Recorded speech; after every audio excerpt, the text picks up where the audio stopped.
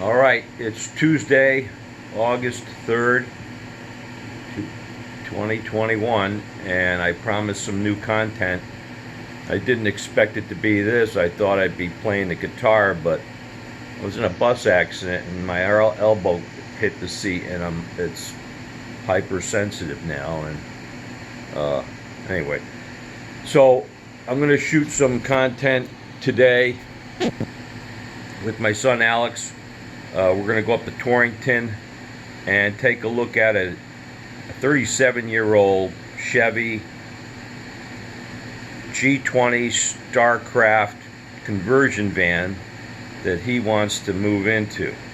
And I lived on my van for a month on Martha's Vineyard before the house that I wanted to rent, a winter rental, was available, and I did it. It's doable.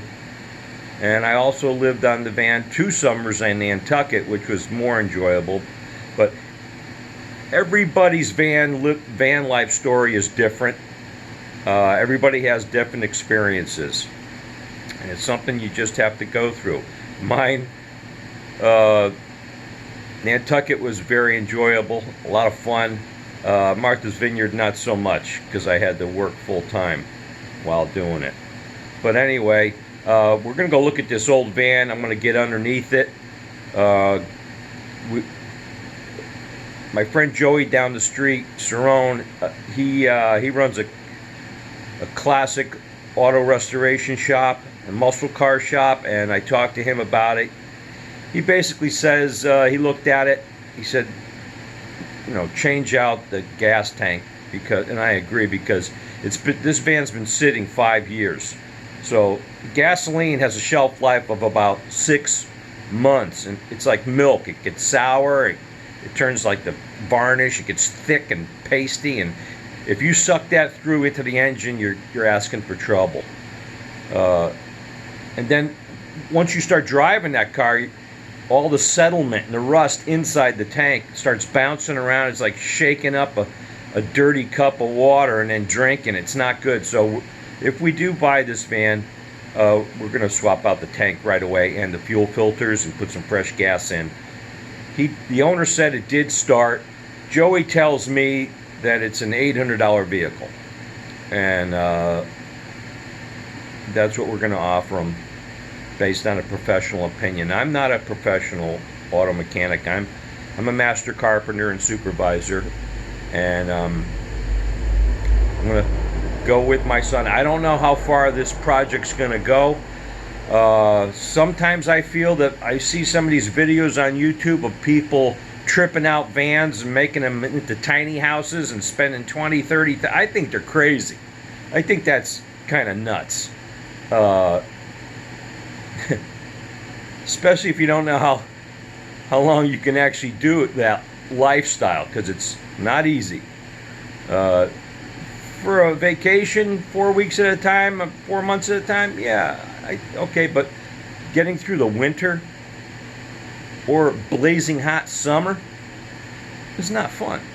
It's a very difficult lifestyle, but everybody has a different story. Alex is going to have his. I'm going to get on the Connecticut Fast Track, which is a dedicated brand new bus line that they just put in 10 years ago, and the buses run on dedicated lines like a train, right next to the train tracks, and it goes right in front of the house. So I'm going to get on Connecticut Fast Track, beautiful terminals, goes right to Hartford. Then I'm going to go in front of the Capitol building and hop on an express to Waterbury, and then meet up with Alex in Waterbury. He's going to get a day pass. It's only $3.50 for the whole day. You can ride any Connecticut Transit bus you want for $3.50 a day, and even less if you buy a monthly pass.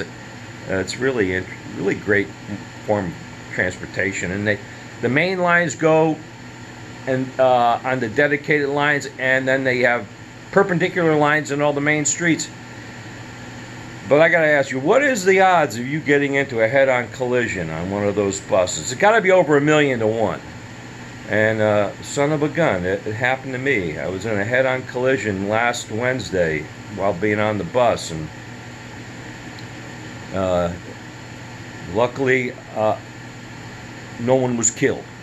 There was a lot of people went to the hospital, including me. I went to urgent care, but nobody was killed. Driver, I don't know. He went out in traction, but he was alive. But yeah, what are the odds of getting into a bus accident, huh? Crazy. But anyway, we're gonna video this.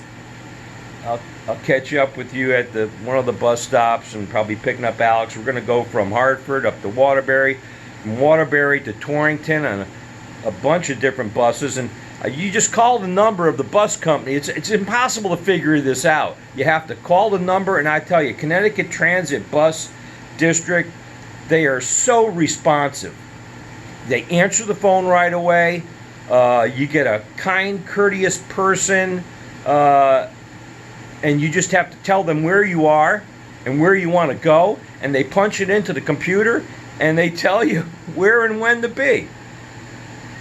It's great. It's just great. I think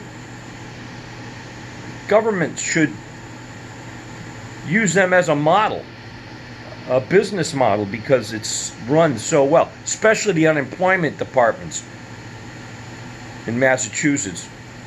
They're an absolute mess. They treat everybody like criminals. You're a criminal if you're filing for unemployment. That's came right out of Governor Baker's words. Treats every case like you're a criminal. So anyway, it's enough of my rambling for today. We got some new content, and I don't know how far this van project's going to go. Depending upon it, might not go past today. If the frame is rusted, we're not going to buy it. I could fix anything, and but you have to use common sense about not going too far with. Like I said, there's things that I've seen on YouTube that I think people are crazy for doing. One of the things I think is crazy is people buying trailers and building tiny homes on the trailer. Where do you put them? You know, you got to pay rent to put it somewhere. People don't want that stuff. I mean, I know there's more and more of these. They're becoming more popular, but why not just buy a trailer, you know, that's already made in the factory? An RV trailer, something like that. Building tiny houses on a trailer, that doesn't make any sense to me.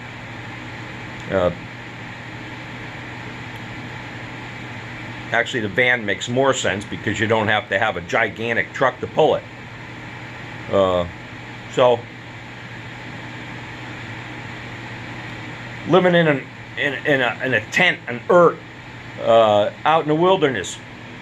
Yeah, I see people doing it, and it's an interesting thing to watch, but I don't think that makes sense. Those things don't last forever, and they're very expensive to trip out and build out. And bears can run. You could be. They're not safe.